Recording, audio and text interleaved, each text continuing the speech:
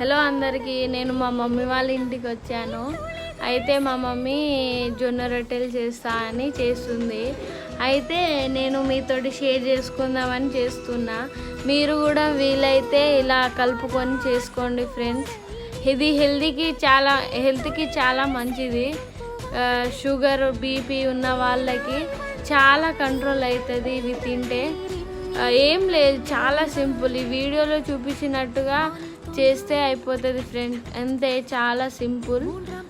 వీలైతే ట్రై చేయండి. మీరు ట్రై చేశాక ఎలా వచ్చిందో మరి ఏమైందో నాకు కామెంట్ బాక్స్లో కామెంట్ చేయండి. Please share, subscribe, like. Thank you friends.